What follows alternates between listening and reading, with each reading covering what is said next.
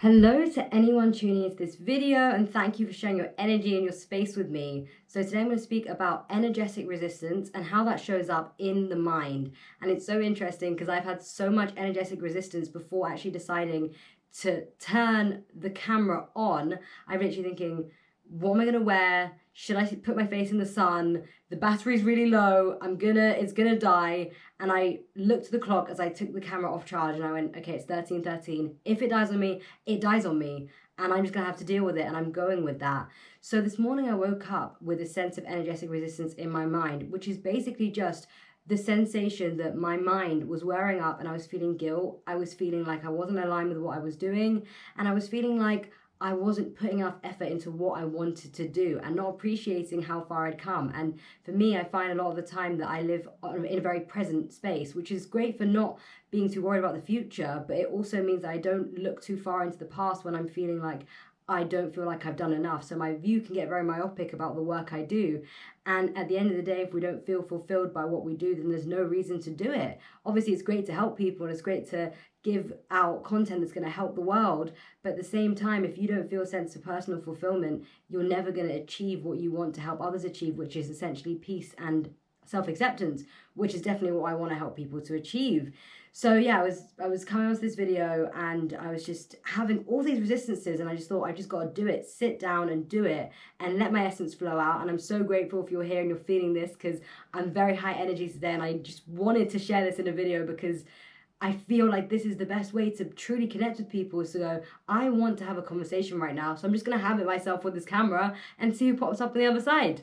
So what I did to release this energetic resistance, which for me popped up as trying to control thoughts that were bothering me. So as opposed to feeling, allowing the energy to move, the energy was being resisted in my head. It's like a dam that's being built up and it needs to flood.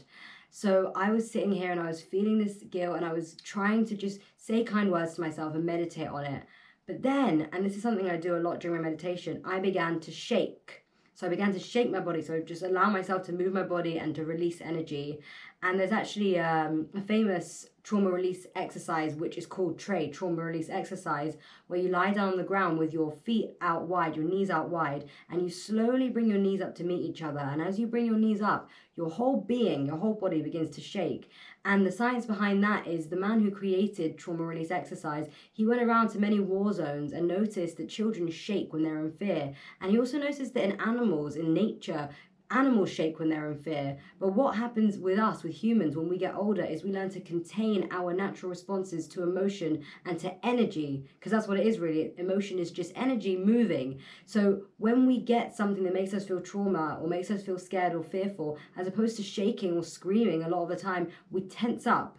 Especially when we don't have big stresses in our life. We're just afraid of whether we're going to be able to pay our rent, whether that person likes us, whether we feel like we'll ever find the partner that we're meant to be with for the rest of our lives. All these little fears, they build up in our body. As opposed to relieving them, they make us more tense. We don't have that mechanism within us because of our own conditioning to release that energy when we feel it. And so when we shake, when we do the trauma release exercise, or for instance, for me, when I was meditating, I started shaking, instantly the resistance in my mind that was putting me in the guilt mode, in the mode of wanting to control my actions, feeling like I wasn't aligned with myself, feeling like I had to do more, all of that began to dissipate as I moved this energy around my body. And then as soon as I moved that energy, as soon as I shaked, and really I was shaking, like I was properly releasing, I then felt the sadness come through, and I was like, okay, this is something I haven't sat with. I haven't allowed myself to sit with, and I've been using old coping mechanisms to actually numb this sadness.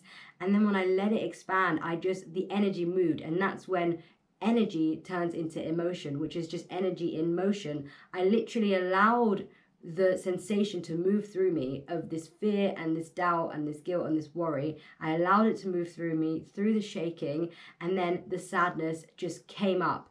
And again, our bodies are natural healers. So when you make a conscious decision to move your energy around, you begin to feel the flood of emotion that you weren't allowing yourself to feel coming through you, and then you can finally release it. So when I started crying, I was just holding myself. I was giving myself a self-love hug, which is you have one hand at the top of your like underneath your sort of breast area, one hand on your shoulder, and you just hold yourself. And I was holding myself and I just allowed myself to cry. And as I cried, I knew I am healing, because when you cry, you release endorphins, you release serotonin, and your body begins to turn on the parasympathetic nervous system, which is the part of your body that's to do with inhibitory activity. So it lowers your blood pressure, it releases stress in your muscles, and allows you to relax and to heal.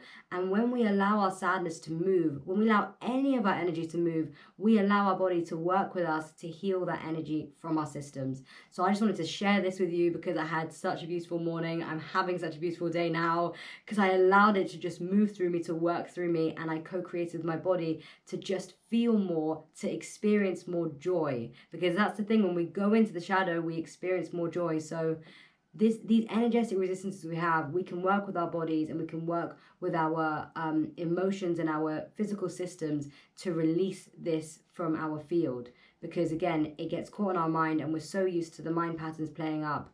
And we don't need to be stuck in the mental chatter. We just don't. We have the freedom to liberate ourselves at every moment from all of it. So I hope you enjoyed this video. I hope you enjoyed the energy coming through.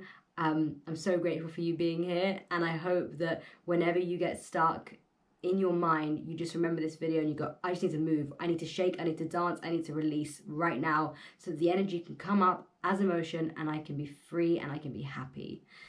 Thank you so much for listening. Loads of love. Mwah.